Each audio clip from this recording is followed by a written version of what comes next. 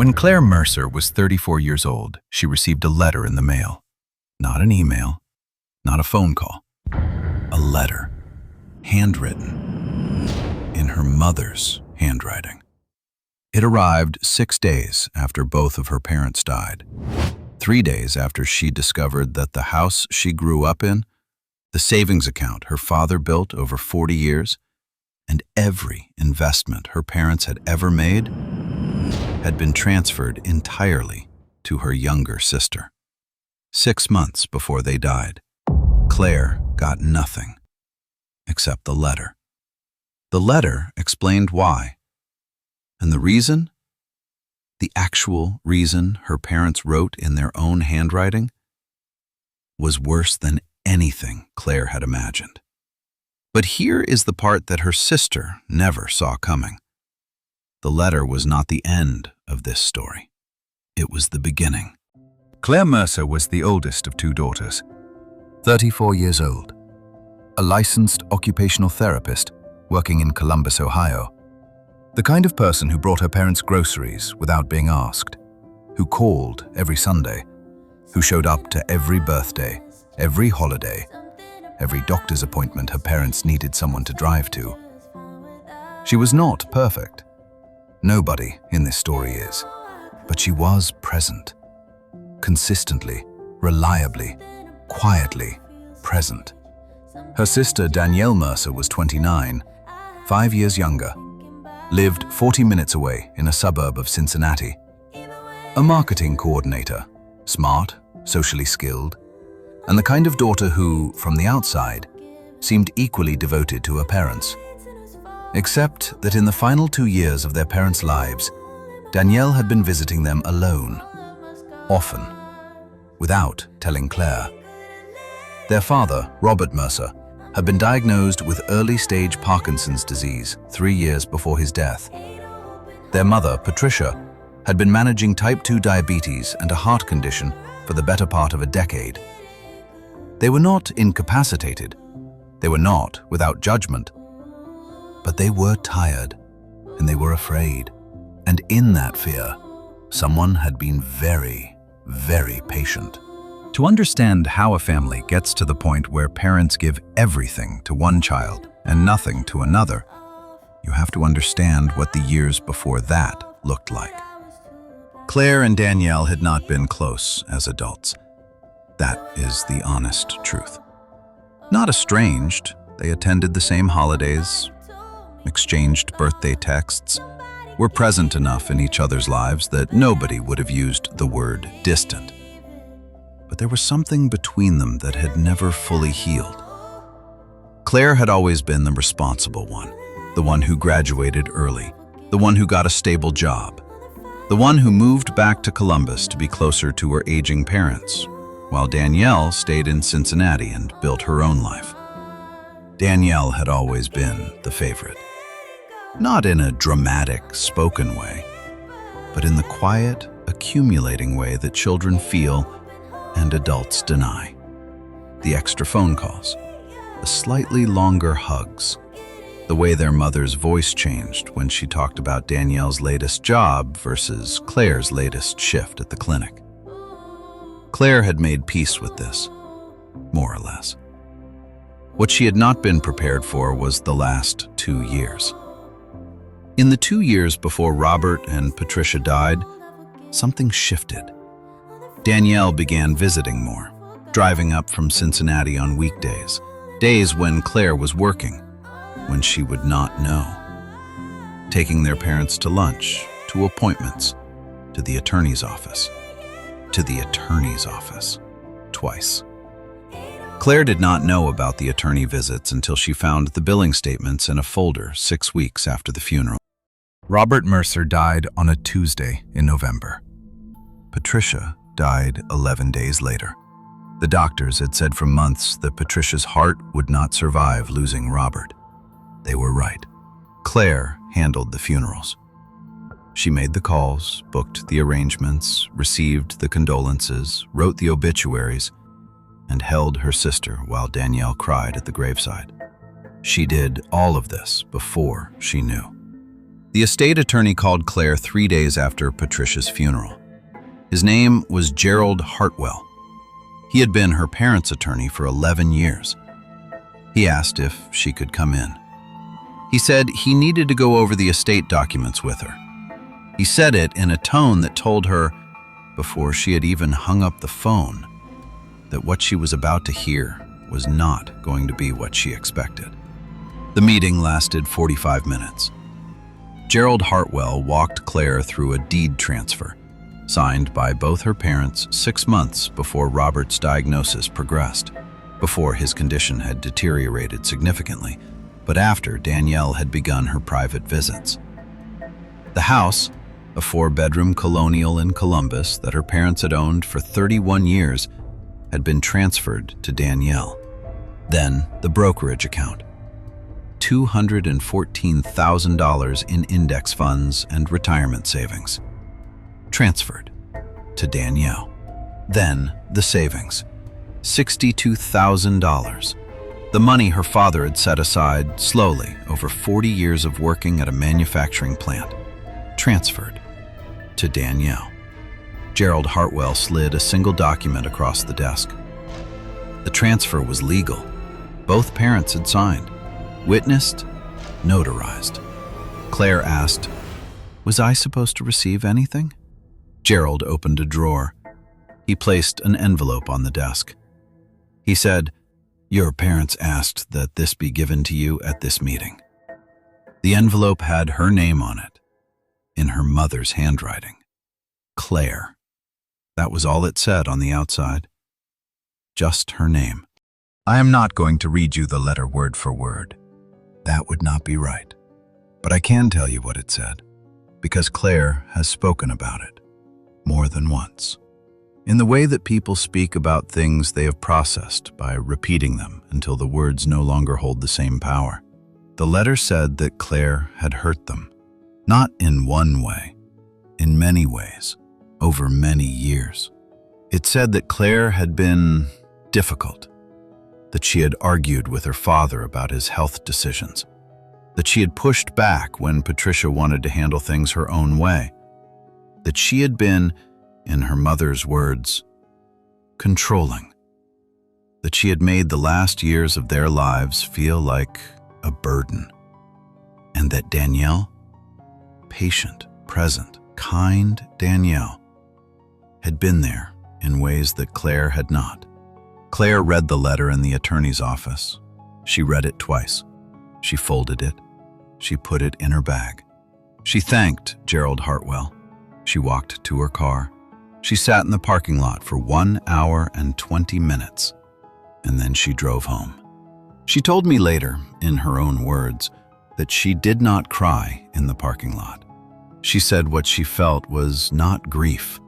It was recognition. The feeling that what was written in that letter had been building for 30 years, and it finally just arrived. But there was something else she felt, sitting in that parking lot. Something quieter than the grief. Something that asked a very specific question. Why did Danielle take them to that attorney's office twice? And why had no one ever told me? Claire spent the first 3 weeks after that meeting doing something that most people in her position would not have done. She did not confront Danielle. She did not post about it. She did not call family members and begin the kind of war that destroys families for decades. She went looking for information. She requested the full estate file from Gerald Hartwell, everything her parents had signed, every document, every meeting note he was legally permitted to share. She found the 2 attorney visits. Both had occurred within a 14-month window. Danielle was present at both. Claire was not notified of either. At the first visit, documents were discussed. At the second, 18 months before the deaths, the transfer documents were signed. Gerald Hartwell, for his part, had not violated any law. Both parents were, at the time of signing, assessed as mentally competent. He had a duty to his clients, Robert and Patricia, not to their adult children. He told Claire this with what she described as genuine discomfort. He was not a villain in this story. But he did confirm one thing that Claire had not expected. He said, "Your sister was present at both meetings, yes. She was the one who first contacted my office." Danielle had initiated the contact. Danielle had made the first call. Claire hired an estate attorney of her own. Her name was Sandra Voss. 22 years of probate and estate litigation in Ohio. Sandra reviewed everything Claire had gathered. She was quiet for a long time before she spoke. Then she said, "The transfers are legal on their face. But I have a few questions about the circumstances under which your parents were advised to make them. And I think you should let me start asking those questions." What Sandra found over the following 6 weeks was not what either of them had expected. It was worse. Patricia Mercer had kept a journal, not a diary, a practical journal. The kind older people keep to track medications, appointments, who visited, what was discussed. Claire found it in a shoebox in her mother's closet while sorting through the house that was now legally Danielle's. She photographed every page before Danielle could ask for access to the property. The journal covered the last 2 years of Patricia's life. In it, in her mother's handwriting, the same handwriting as the letter, were entries that told a very different story than the one in the letter. There were entries that described Danielle telling Patricia that Claire had been complaining about the burden of caring for them. Entries where Patricia wrote that Danielle had told her Claire was thinking of moving away. One entry that read, "Danielle says Claire told her she resents us for getting sick. Claire had never said any of those things. Not one of them." What the journal revealed, entry by entry, visit by visit, was a 2-year campaign. Danielle had spent 24 months planting stories with her parents. Small ones at first, a misquoted comment, a reframed conversation, the suggestion that Claire was exhausted by them, that Claire found caring for them difficult and resented it. None of it was true. All of it was believed, because it was delivered by the daughter who was present, warm, patient, there every week. And the daughter being described, Claire, was working, driving, calling every Sunday, not there in person enough to contradict what was being said about her. Patricia had believed her daughter was being abandoned by her eldest child, and in that belief, terrified and unwell, and wanting to protect the daughter who had shown up, she and Robert had signed everything over. The letter that had accused Claire of being controlling and distant, had been written by a woman who had been fed lies for 2 years by the person she trusted most. Claire sat with that knowledge for a very long time. Sandra Voss filed a claim in the Franklin County Probate Court. The legal argument was not that the transfers were invalid on their face. They were signed, witnessed, notarized. The argument was undue influence. In Ohio and in most U.S. states, if you can demonstrate that a person in a position of trust deliberately manipulated a vulnerable individual to alter their estate decisions, you can challenge those decisions in court. The journal was the cornerstone.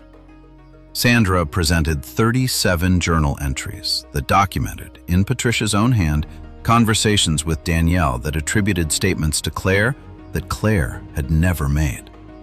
She presented phone records showing the pattern of Danielle's private visits, always on weekdays, always when Claire was working, and always without any notification to the estate attorney that another family member might want to be informed.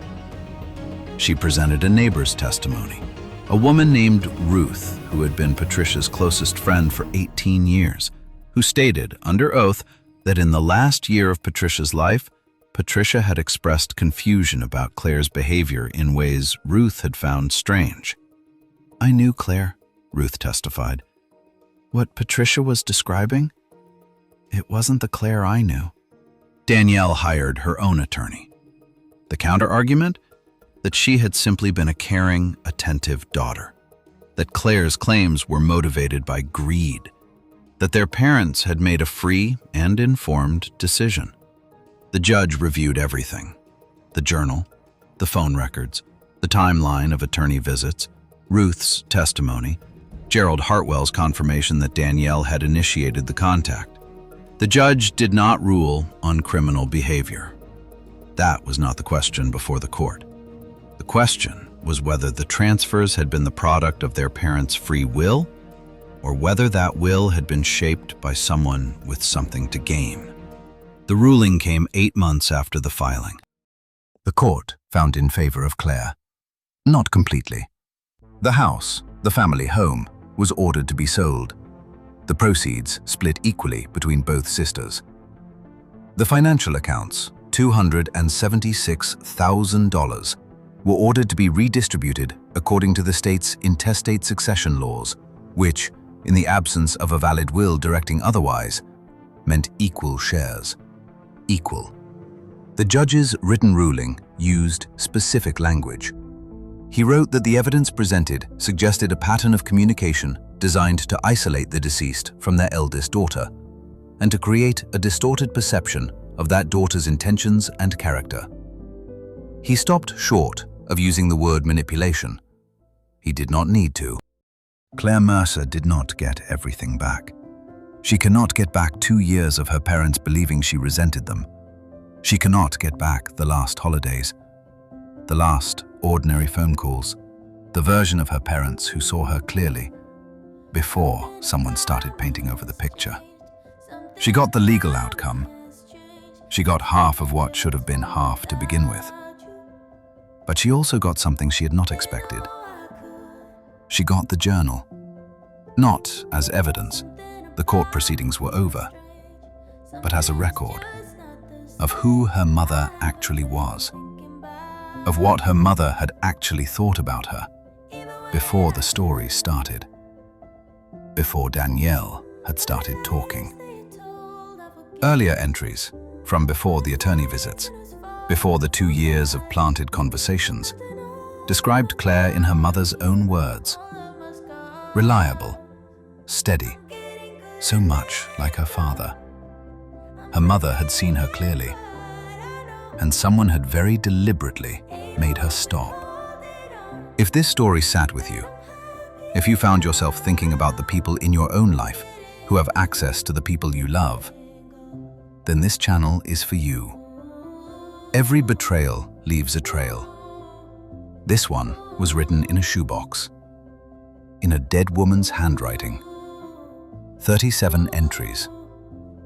Every one of them the truth. Subscribe to Smoke and Betrayal. New stories every week. And tell me in the comments, what would you have done with that letter?